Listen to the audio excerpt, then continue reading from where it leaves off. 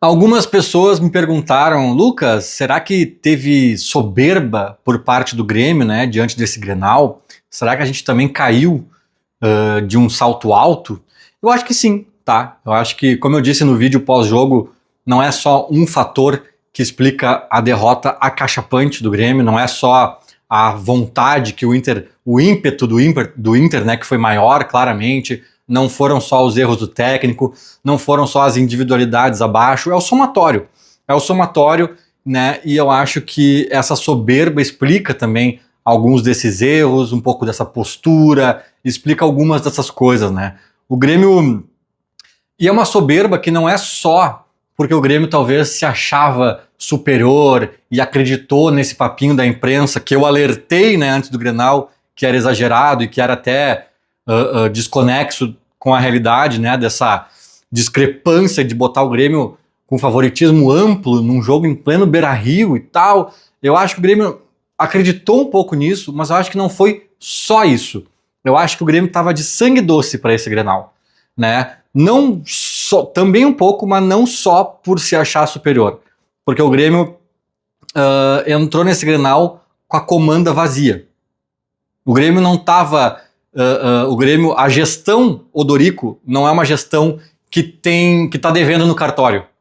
É uma gestão que está com a comanda zerada, ao contrário da gestão Barcelos, que já entra ferido e já entra querendo mostrar uma gestão e um time, né, a base do time, que quase foi rebaixada ano passado, né, então os caras tinham que dar uma resposta pro torcedor na casa deles, né. Eu acho que tudo isso fez o sangue do Inter estar mais fervendo, mais quente nesse clássico, e o do Grêmio, erroneamente, pateticamente, estava mais morninho, mais fresquinho.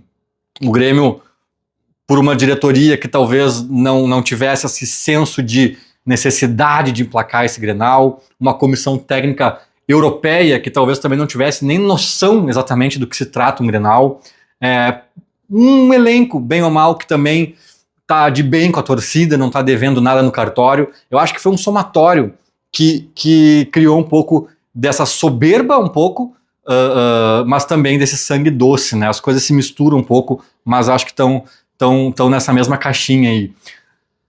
E, dito tudo isso, né, acho que três fatores, três pessoas nesse processo são interessantes de a gente analisar um pouquinho mais, falar um pouquinho mais dentro dessa mesma perspectiva aí da forma como o Grêmio tratou ou deixou de tratar esse clássico. A primeira, e talvez seja a principal figura, né, que ditou as regras, que deu o tom desse Grenal sofrível do Grêmio, foi o Luiz Castro. Inegavelmente, a soberba dele ou a indiferença dele para com esse Grenal saltaram aos olhos, né? Eu acho que ele foi o grande perdedor desse clássico. Eu acho que ele foi até humilhado, de certa forma, nesse clássico, não só pelo jogo em si, pelo placar, pelo que a gente viu em campo, né? Não só por isso, mas pelo contexto, cara. Ele deu entrevistas antes, assim. Teve uma entrevista antes do Grenal que um repórter pergunta exatamente sobre a marcação do meio de campo. Mas como é que tu vai fazer num jogo mais pesado como esse, né? Arthur e Thiaguinho não é muito leve, não falta uma marcação ali dele. Daí ele quis dar uma palestra meio professoral, meio arrogante até, se a gente quiser usar essa palavra, botando o repórter no lugarzinho dele. Não, mas vem cá, sabe? Um pouco irônico, assim, tipo, cara, mas e aí? E aí? Mas e se não marca, e o time inteiro tem que marcar. Tipo assim, eu entendi o ponto dele, mas a forma como ele respondeu foi meio de um pedestal, assim, e a verdade é que virou o intervalo, ele tava botando Dodi e Edenilson e tirando o Cristaldo e o Thiaguinho, justamente dois personagens alvos de perguntas prévias a ele, cujas respostas foram um pouco prepotentes, um pouco soberbas, assim, né? Então, cara, foi uma humilhação, né? Os caras perguntaram do Cristaldo, ele, o Cristaldo vai jogar. Tens alguma dúvida? O Cristaldo é meu camisa 10. Por que estará a perguntar isto? Porque o Cristaldo, cara, o Grêmio não viu a bola no primeiro tempo, e aí no intervalo ele tira o Cristaldo e o Thiaguinho e engole a seco, né, a soberba dele nas coletivas que ele deu anteriormente. Então, assim, eu acho que ele foi o grande perdedor, tá, desse clássico. Eu acho que é quem sai mais com a imagem mais arranhada, mais prejudicada assim desse jogo, desse Grenal. Claro que não é definitivo, não é para pedir demissão. Claro que dá para dar a volta por cima. Claro que ainda é uma pré-temporada, isso é um pouco verdade. É claro que é tudo muito relativo ainda, mas, né, analisando os fatos como a gente tem para analisar nesse momento, nessa amostragem pequena, o Luiz Castro, para mim, foi o grande perdedor e o Pesolano, o grande vencedor. O Pesolano, cara, eu falei também no pós-jogo, né, que eu queria ver o meu técnico perdendo uma noite de sono para estudar o adversário no Grenal. Parece que o Pesolano fez isso, parece que o Pesolano, nos jogos que ele não estava comandando o Inter, que até achei que a crítica foi muito branda, né, por parte da imprensa nesse sentido, que se fosse o Renato ou qualquer brasileiro ali, qualquer técnico brasileiro, né, o pau ia cantar, mas enquanto ele não estava à frente do time do Inter em outros compromissos, talvez eles tenham feito uma força-tarefa pensando nesse Grenal, com medo de uma paulada e o que ela poderia representar depois do final de ano quase trágico que eles tiveram ano passado. Eu acho que eles estavam com esse risco calculado, com esse receio, né, de depois de toda a desconfiança que gerou o ano passado, iniciar o ano tomando uma paulada do Grêmio em casa poderia gerar um início de temporada muito turbulento. Eu acho que eles se debruçaram no Grenal com algum carinho, né, muito, muito superior ao que o Grêmio não fez nada parecido. O Pesolano tratou, o Luiz Castro, o Grêmio tratou o jogo como mais um. Teve um lance, e não é só assim a pesquisa prévia, né? Porque o Pesolano estudou o Grêmio. Tem aquele lance, né, que a gente falou no meio do jogo, que o Grêmio começa o segundo tempo levemente melhor em relação a ele mesmo, e o Pesolano pede pro Rocher se jogar no chão fingindo uma lesão, né? E alguém até pode questionar se é ético, se não é. Cara, é do jogo, vamos falar a verdade, é do jogo, né? Eu queria que eu tivesse um técnico malandro assim também, um jogador experiente, né? Não vamos aqui também ser ingênuo. E o Pesolano pede pro Rocher se jogar no chão, o Rocher se joga no chão, finge lá uma lesão, o jogo para, ele chama uns 2, 3 caras do Inter, o Pesolano, né? E dá orientações ali, cara. Ele cria uma parada técnica, né? Pra corrigir algumas coisas. Isso aí, talvez ele não fizesse contra o Guarani de Bagé, contra o Ipiranga, em Erechim, contra, né? Tipo assim, dá ali uns gritos ali. Mas não, cara, Grenal é Grenal. Rocher se joga no chão. Entende? É esse envolvimento, que o Luiz Castro nunca mostrou. Antes, durante e nem depois do clássico. Sabe? Era mais um jogo. Como eu falei no vídeo anterior, um jogo. O Grêmio foi para o jogo da 5ª rodada da fase classificatória do Gauchão. E o Inter foi para jogar um Grenal. Para mim, o Luiz Castro é quem mais representa, quem simboliza esse meu sentimento, sabe? Poxa, o Pesolano botou o Ronaldo grudado no Arthur, anulou o Arthur, cara. É esse tipo de coisinha assim, sabe? Pensou o jogo. O que o Luiz Castro fez? Nada, botou o mesmo time que estava jogando antes e vamos ver o que acontece. Sabe, cara? É muito triste, é muito decepcionante. Teve mais uma do Luiz Castro na coletiva, que alguém fala alguma coisa do Everton, e até acho que ele tá certo, né, de não ficar crucificando os jogadores ali em público. Falaram do Marcos Rocha, do Everton, de não sei mais quem. Ele falou, cara, não vou ficar culpando aqui individualidades, beleza. Da porta para fora ele não tem que fazer isso mesmo, ele tem que blindar o grupo dele. Mas daí sobre o Everton ele falou assim, talvez ele não esteja algum repórter perguntou, né, será que ele não tá fora de ritmo, fora de condições ainda para assumir a titularidade nesse momento? Que para mim essa é a melhor das hipóteses, né? Se ele realmente tá faltando só ritmo e tal, beleza, uma hora vai atingir. Mas tem a hipótese pior de que é já um cara na descendente da carreira de forma significativa. Vamos acompanhar. Mas se for a questão do ritmo, tomara que seja, o repórter fez uma pergunta nesse sentido, não era de dar uma segurada e botar o... Sabe o que ele respondeu? Cara, mas um jogador desse tamanho chega pra jogar. Vai falhar? Vai ir mal porque não tem ritmo? Vai, mas tem que botar. A lógica dele tá certa. Tu tem que botar o cara sem ritmo pra ele ir pegando o ritmo até o momento que ele vai ter ritmo. Sim. Só que, velho, tu não vai fazer isso no Grenal. Desculpa, tu não vai fazer isso no Grenal. No Grenal, tu bota o que tu tem de melhor. né? O Grenal gera crise, muda ambiente, bagunça a casa, arruma a casa. Fora que tem toda a rivalidade, todo o apreço do torcedor por esse jogo, né? Então tu não vai... bota o Everton aí sem ritmo, se tomar 3 frangos, tomou, é isso mesmo, vai ter que botar aí pra ele pegando ritmo e errando e jogando. Não, cara. Eu te digo mais, nem no Brasileirão bota então. Sabe? Bota no resto do gauchão, aí nos jogos que não forem grenais e tal. Não é assim, cara. Aí falta o entendimento do Luiz Castro do que é um Grenal.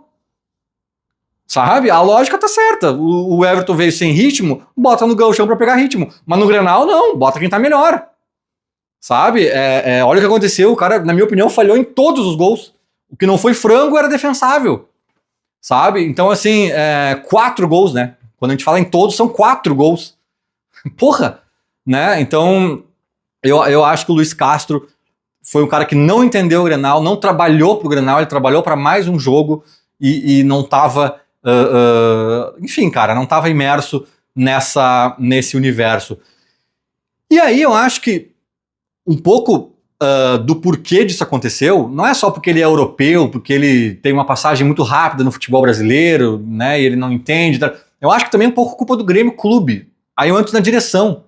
A direção tem que dar uns toques pro cara. A direção tem que, Grenal, é assim, é assado, bababá, bababá. E aí, a notícia que eu recebi hoje, que eu vi em algum lugar, é de que o Odorico Romão, presidente do Grêmio, está de férias, ou está, enfim, de férias, cara. Ele tá há 1 mês, nem isso, como presidente do Grêmio. Tem data FIFA, vai ter um monte de momento mais pertinente para entrar de férias. O Grêmio é uma nova gestão, as coisas estão sendo reformuladas, o elenco não está pronto, claramente não está pronto. Né? Aí na semana Grenal ainda o Odorico tá de férias viajando, né?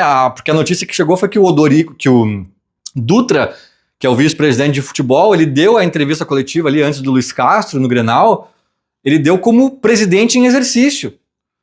Cara, é complicado. O presidente não tava no Grenal, sabe? E poxa, tem um monte de coisa para resolver no clube. E aí, quando tu bota o Dutra de presidente, o Dutra fica sobrecarregado. Né, até na reunião do conselho que eu fui no começo do mês ali, começo do mês, que o 13 de janeiro, que o Dutra estava como presidente em exercício, porque o Odorico estava fazendo alguma coisa na CBF, não sei o que, o Dutra até falou assim, peço perdão pela apresentação simplória que a gente vai apresentar aqui, porque é muita coisa acontecendo, a gente não teve tempo de se debruçar nisso aqui, com tanto, né, afinco e tal. E óbvio, concordo. Né? Eu não quero uma apresentação tão esmerada, não quero que vocês percam 3 dias desse PowerPoint aqui. Vai trabalhar pro Grêmio, sabe? Vai fazer o que tem que fazer. E aí, em dado momento, ele falou: não vejo a hora que o Odorico volte. Brincou, assim, alguma coisa nesse sentido, né? Mostrando que tava sobrecarregado, cara. E aí, ele é um cara do futebol. Se ele tá assumindo um monte de bronca do presidente, obviamente ele não tá conseguindo olhar para o futebol da mesma forma. Nesse momento da temporada tinha que estar olhando, tinha que estar focado nisso, e o presidente focado nas coisas do presidente. Então, assim, eu faço uma crítica já, a primeira, talvez, ao Odorico, de tirar essas férias neste momento, cara. Porque não é o momento, vão ter muitos outros momentos. A temporada tá recomeçando, uma gestão nova, tudo acontecendo, sabe, cara? Então, eu não achei pertinente essas férias dele, e principalmente ainda culminando numa semana Grenal, é mais um ingrediente que mostra a importância que o Grêmio deu para esse Grenal. Né? O Luiz Castro, lá europeu, que não sabe o que é Grenal, que tá achando que é só mais um jogo, dele olha pro lado, o presidente tá de férias. Porra, velho! Aí só chancela ali o sentimento dele de que é só a 5ª rodada da fase classificatória do Gauchão. Entende? E para completar, né, eu falei muito do Luiz Castro, pincelei essa história das férias do Odorico, e para completar, eu vou falar sobre o Filipão, mas daí não é nem uma opinião, ou uma crítica, ou um elogio, é mais uma dúvida que eu tenho. Cadê o Filipão numa hora dessas? Cadê o Filipão para encostar no Luiz Castro e dizer assim, amigo, o Everton não tá pronto, não joga, cara. Vai por mim, eu sei o que é Grenal. Daqui a pouco ele falha em 2, 3 gols aí, vai cair o mundo, vai cair a casa, essa tranquilidade aí que tu tá, né, tá gozando de uma tranquilidade, de uma paz pra treinar, e vai no interior aí, todo mundo te abraça e tira foto. Toma uma pauladinha nesse Grenal pra tu ver e depois tropeça contra o Fluminense lá no Maracanã. Vamos ver o que acontece aqui nessa aldeia, nesse clima aqui. Cadê o Felipão pra encostar pra dizer isso pra ele? Cadê o Felipão pra dizer assim, ô Gajo, olha só, eu costumo promover muitos jovens no time, botei o Wallace pra estrear num Grenal, inclusive, mas quem sabe a gente tira o guri Thiago aí, vamos tirar esse guri Thiago aí, botar não sei quem, ou vamos botar o Noriega no meio, empurrar não sei quem pra não sei onde, e tirar botar sei lá, eu não sei como é que tá o Gustavo Martins da questão dos dentes que ele quebrou, né, mas se tiver bom, vamos botar o Gustavo na zaga, vamos empurrar, né, quem sabe a gente protege aqui a lateral direita, porque... Cadê o Felipão numa hora dessas, cara? Sabe? E principalmente, não só pitaco em escalação e tal, que eu acho que o Felipão tá um pouco constrangido de se meter nessa seara, né? Ele não quer ser uma sombra pro técnico, isso ficou muito claro quando ele foi anunciado ano passado. Mas, cara, o Felipão é uma figura do anímico, do motivacional, uma figura que o mundo reverencia e respeita, uma figura que fala e o mundo para ouvir. E um cara que sempre teve essa coisa da oratória, da motivação, do grito. Cadê o Felipão pra dizer no vestiário, gente, isso aqui é um Grenal, vocês estão malucos?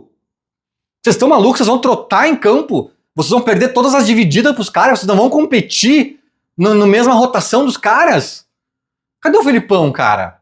Né? Nosso ídolo, o maior técnico da história do Grêmio, do Rio Grande do Sul e talvez do Brasil. Um dos maiores técnicos do mundo. Cadê o Felipão, cara, que conhece Grenal como ninguém, talvez, dentro do clube? Né? Pô, dentro dos dois clubes, pega o Grêmio, pega o Inter, talvez tá, o Abel Braga também. Mas cadê? Porque tu ter o Felipão e tu não usar, ou tu ter o Felipão e usar só administrativamente, não, o Felipão tá lá num balcão, lá numa escrivaninha, olhando os relatórios da base, porque ele já disse pro Riquelme subir pro profissional, agora ele tá de olho no Joãozinho e ele vai nos passar um relatório. Cara, desculpa. Aí tu demite o Felipão amanhã e contrata um jovem capacitado, estudioso da área do futebol e deixa o Felipão em casa descansando. O Felipão é muito mais do que isso. O Felipão tem valências que tu junta 20 guris estudiosos ali e não vão chegar aos pés dele. Mas não é atrás do balcão que ele vai mostrar esse valor. É no vestiário, é no Grenal, é falando pros caras, gente, vamos lá. É apresentando pro Luiz Castro o Grenal. É mostrando as armadilhas do Grenal, as cascas de banana, o tamanho, a importância, a repercussão, o peso, até mesmo a intensidade. Porque o Luiz Castro achou que era a mesma intensidade do Grêmio e Guarani de Bagé, né? Então, assim, eu fiquei pensando, né, trocando ideia até com meu tio sobre isso. Cadê o Felipão, cara? Porque a gente tem esse cara que é incrível, que tá na folha do Grêmio, tá na folha salarial do Grêmio. E faltou um monte de coisa nesse clássico de ontem que o Felipão poderia nos dar. Será que tá dando espaço pro Felipão nos dar essas coisas? Fica a dúvida. Feito? Era mais ou menos isso. Falou, abraço.